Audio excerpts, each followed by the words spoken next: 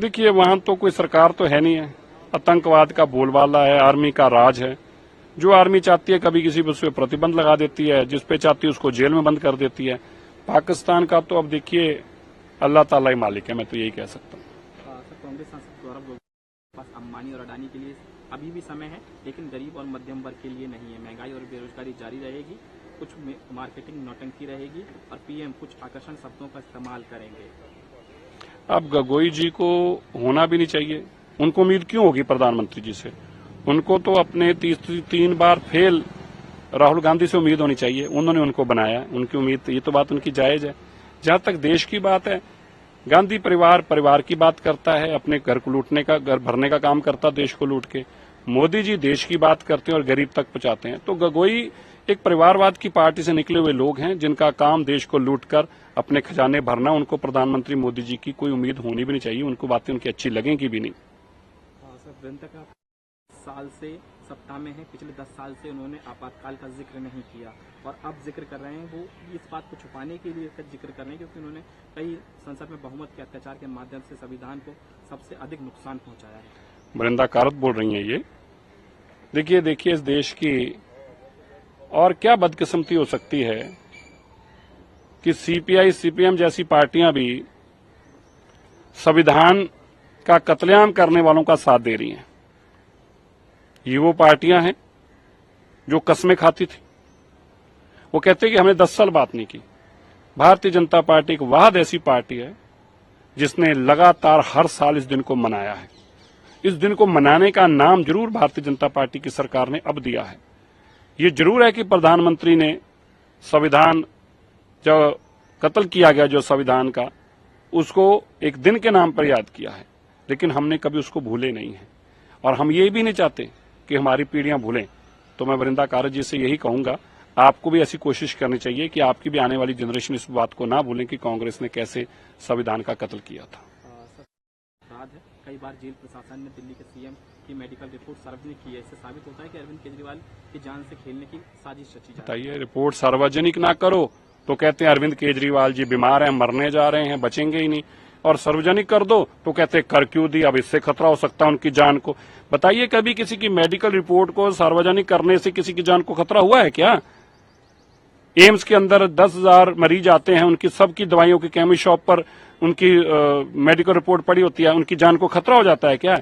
ये संजय सिंह जी से पूछना पड़ेगा। ये कौन से हेल्थ सर्विसेज है जिसमें आपकी हेल्थ रिपोर्ट के ऊपर किसी की जान को खतरा हो सकता? सच तो यह है कि सच सुनने के आदी नहीं है और झूठा जो प्रचार कर रहे थे उसका आईना सामने आ गया। जेल प्रशासन ने बता दिया कि तंदुरुस्त आदमी है, हट्टा कट्टा आदमी है। इससे तकलीफ हो रही है, होनी जायज है, क्योंकि झूठ पकड़ा गया। क्या यह सरकार किसी मामले में सफल हुई है? 303 से 240 पर पहुंच गए और अगली बार 40 सीटों पर ही सीमित रह जाएंगे। देखिए, ये सपना तो पिछले 10 साल से देख रहे हैं। हर साल ही कहते हैं कि हमारी सरकार नहीं बनेगी, कांग्रेस बनाएगी, और हर 5 साल बाद हम सरकार बना रहे हैं।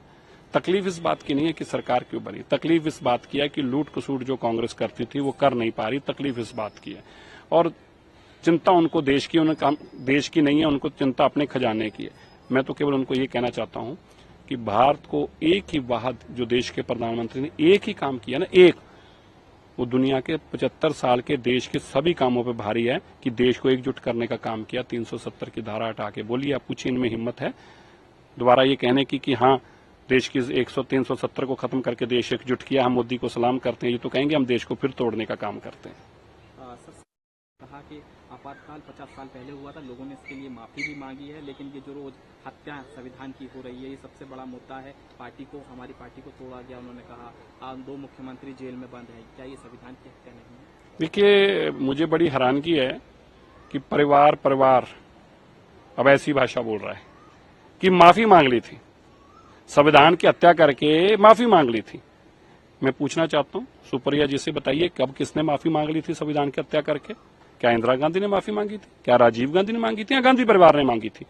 और आपने उनको कब माफ कर दिया? संविधान की हत्या करने वालों को माफ करने का अधिकार परिवार को कब मिला?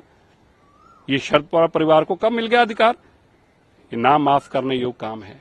50 साल पहले हुआ था। हमारी हर जनरेशन को याद रहना चाहिए कि कांग्रेस इतनी खतरनाक पार्टी है, ये देश को लूटने के लिए संविधान का कत्ल भी कर सकती है।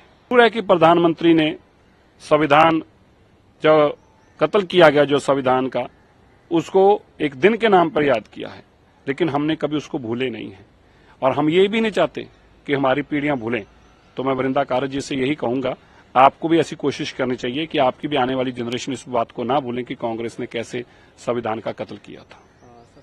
अपराध है, कई बार जेल प्रशासन ने दिल्ली के सीएम की मेडिकल रिपोर्ट सार्वजनिक की है। इससे साबित होता है कि अरविंद केजरीवाल की जान से खेलने की साजिश रची जा रही है। बताइए, रिपोर्ट सार्वजनिक ना करो तो कहते हैं अरविंद केजरीवाल जी बीमार हैं, मरने जा रहे हैं, बचेंगे ही नहीं, और सार्वजनिक कर दो तो कहते हैं कर क्यों दी, अब इससे खतरा हो सकता है उनकी जान को। बताइए, कभी किसी की मेडिकल रिपोर्ट को सार्वजनिक करने से किसी की जान को खतरा हुआ है क्या?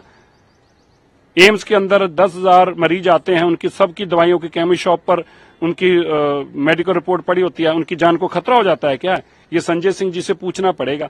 ये कौन से हेल्थ सर्विसेज है जिसमें आपकी हेल्थ रिपोर्ट के ऊपर किसी की जान को खतरा हो सकता? सच तो यह है कि सच सुनने के आदी नहीं है, और झूठा जो प्रचार कर रहे थे उसका आईना सामने आ गया। जेल प्रशासन ने बता दिया कि तंदुरुस्त आदमी है, हट्टा कट्टा आदमी है।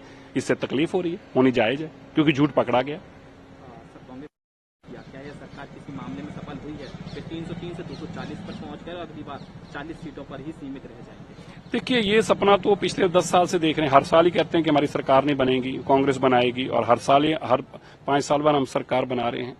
तकलीफ इस बात की नहीं है कि सरकार क्यों बनी, तकलीफ इस बात की है कि लूट कसूट जो कांग्रेस करती थी वो कर नहीं पा रही। तकलीफ इस बात की है, और चिंता उनको देश की नहीं है, उनको चिंता अपने खजाने की है।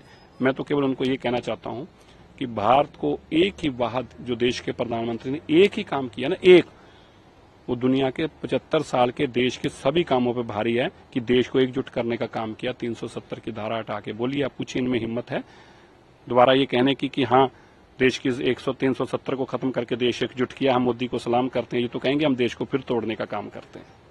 सर, कहा कि आपातकाल 50 साल पहले हुआ था, लोगों ने इसके लिए माफी भी मांगी है, लेकिन ये जो रोज हत्या संविधान की हो रही है, ये सबसे बड़ा मुद्दा है। हमारी पार्टी को तोड़ा गया, उन्होंने कहा 2 मुख्यमंत्री जेल में बंद है। क्या ये संविधान की हत्या नहीं है? देखिए, मुझे बड़ी हैरानगी है कि परिवार अब ऐसी भाषा बोल रहा है कि माफी मांग ली थी, संविधान की हत्या करके माफी मांग ली थी। मैं पूछना चाहता हूं सुप्रिया जी से, बताइए कब किसने माफी मांग ली थी संविधान की हत्या करके? क्या इंदिरा गांधी ने माफी मांगी थी? क्या राजीव गांधी ने मांगी थी? या गांधी परिवार ने मांगी थी? और आपने उनको कब माफ कर दिया? संविधान की हत्या करने वालों को माफ करने का अधिकार परिवार को कब मिला? ये शर्त परिवार को कब मिल गया अधिकार? ये ना माफ करने योग्य काम है। 50 साल पहले हुआ था। हमारी हर जनरेशन को याद रहना चाहिए कि कांग्रेस इतनी खतरनाक पार्टी है, ये देश को लूटने के लिए संविधान का कत्ल भी कर सकती है।